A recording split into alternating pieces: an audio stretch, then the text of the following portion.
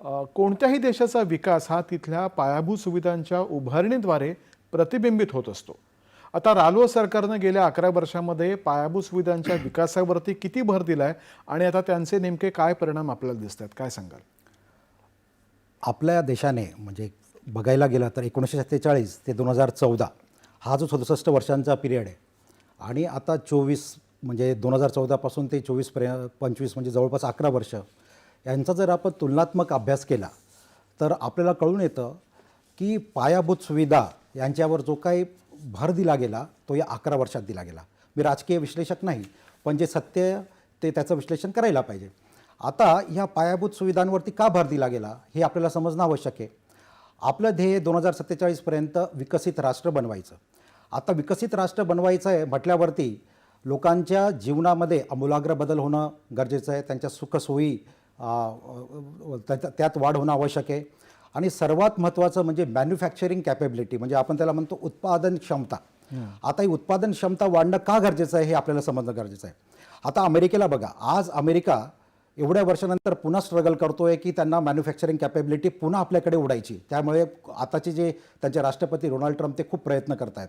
का त्यांना करावं लागतं आहे? कारण त्यांच्या लक्षात आलं की जेव्हा ते मॅन्युफॅक्चरिंग कॅपेबिलिटीमध्ये खूप स्ट्रॉंग होते, खूप वरचढ होते, तेव्हा त्यांची इकॉनॉमी खूप पॉवरफुल होती आणि त्यांच्यावरती जे कर्ज होतं ते खूप कमी होतं. पण आज त्यांना जाणवतं आहे की मॅन्युफॅक्चरिंग कॅपेबिलिटी चायनाकडे गेल्यामुळे, बाकी इतर देशांकडे गेल्यामुळे आज ते त्या क्षेत्रामध्ये कमकुवत होत गेल्यामुळे इकॉनॉमीवरती खूप लोड येतो आहे. आणि त्याचं दुसरं उदाहरण म्हणजे चायनाने मागच्या 35 वर्षामध्ये आपण जर बघितलं तर मॅन्युफॅक्चरिंग कॅपेबिलिटीमध्ये एवढी वाढ केली आहे. आज जवळपास 26% जो ग्लोबल आउटपुट म्हणतो आपण त्यातला 26% भाग हा चायना बनवतो आहे आणि 32% त्यांचा एक्सपोर्ट आहे. म्हणजे विचार करायला पाहिजे की ह्या देशामध्ये 2014पर्यंत 67 वर्षामध्ये या देशाची इकॉनॉमी फक्त $1.7 ट्रिलियन होती, त्याच्या आसपास होती. आणि एवढ्या मोठ्या देशाची एवढी कमी इकॉनॉमी, जिथे मॅन्युफॅक्चरिंग कॅपेबिलिटीवरती फोकस नव्हता, लोकांच्या सुखसुविधांवरती फोकस नव्हता, तर अशा देशामध्ये जर ग्रो करायचं असेल, विकसित राष्ट्र बनवायचं असेल, इथे रोजगारी वाढवायची असेल, बेरोजगारी कमी करायची असेल, या देशाला एक विश्वगुरूचं एक पुन्हा रूप द्यायचं असेल तर मॅन्युफॅक्चरिंग कॅपेबिलिटी वाढवणं खूप आवश्यक होतं. आणि ही उत्पादन क्षमता वाढवण्यासाठीच मूलभूत सुविधांची गरज असते. कारण कुठलीही कंपनी इन्व्हेस्टमेंट, फॉरेन कंपनी असो किंवा आपली देशी कंपनी असो, तर हे तेव्हाच इन्व्हेस्टमेंट करतात की जेव्हा या देशामध्ये मूलभूत सुविधा चांगल्या प्रमाणात आहेत. त्यामुळे मोदी सरकारने या मागच्या 11 वर्षाच्या काळात तुम्ही जर बघितलं असेल तर $1.7 ट्रिलियन वरनं $2.1 ट्रिलियन अजून ॲड करून, म्हणजे विचार करा 67 वर्षात $1.7 ट्रिलियन आणि मागच्या 11 वर्षामध्ये $2.1 ट्रिलियन जवळपास ॲड करून $4.1 ट्रिलियन पर्यंत आता इकॉनॉमी आणलेली, म्हणजे जगातली आता चौथी इकॉनॉमी झाली. तसंच जर रस्ते बघायला गेलं तर रस्त्यांमध्ये सुद्धा 2014 पर्यंत 91,000 किलोमीटरच रस्ते तयार झाले होते, महामार्ग तयार झाले होते आणि आज त्याच्यामध्ये 60% वाढ झाली.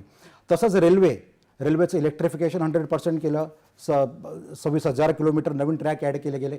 म्हणजे प्रत्येक ज्या काय मूलभूत सुविधा आहेत, इलेक्ट्रिफिकेशन 18,000 गावांमध्ये इलेक्ट्रिफिकेशन नव्हतं 67 वर्ष स्वातंत्र्यानंतर सुद्धा. त्या 18,000 गावांमध्ये सुद्धा मोदी सरकारने आता 18,000 गावांमध्ये इलेक्ट्रिफिकेशन केलं. तर अशा भरपूर गोष्टींमध्ये बदल करत गेले आणि त्यामुळे आज आपण बघतोय की आपली आर्थिक परिस्थिती खूप मजबूत होते. जग आपल्याला वेगळ्या दृष्टीने बघायला लागलं आहे आणि वेगळ्या दृष्टीने बघताना आपली जी काही वरचढ होते पूर्ण जगामध्ये एक आदर निर्माण झाला आहे की ह्या जगात, या देशामध्ये जेवढी इन्व्हेस्टमेंट केली ती युजफुल असते. म्हणून चायनाच्या बऱ्याचशा कंपन्या भारतात यायला लागल्या आहेत आणि त्याच वेळेला आपण रिसर्च अँड डेव्हलपमेंटवरती तेवढाच भर द्यायला लागलो. कारण रिसर्च अँड डेव्हलपमेंट हा पाया असतो कुठल्याही देशाच्या विकासासाठी, जसं आज आपण चीन बघतोय आणि ते आज भारतसुद्धा करतोय. त्यामुळे जर आपण ओव्हरऑल बघितले 11 वर्ष, तर जे काही मूलभूत विकासावरती या सरकारने भर दिला आहे तो हा विकास असाच सुरू राहिला तर पुढच्या 20-25 वर्षामध्ये आपली इकॉनॉमी जी आहे 2047 पर्यंत $25 ट्रिलियन ते $30 ट्रिलियन पर्यंत नक्की पोहोचेल. त्यासाठी समाजाने सुद्धा समोर येऊन, इंडस्ट्रीजने समोर येऊन सरकारच्या ज्या काही योजना असतात, धोरणं असतात, त्यांना समर्थन देऊन जे काही ॲक्शन्स घेता येतील, कार्य करता येतील ते केली पाहिजेत. खरं. पंकजजी, तुम्ही आता रस्त्यांचा उल्लेख केला होता. मला वाटतं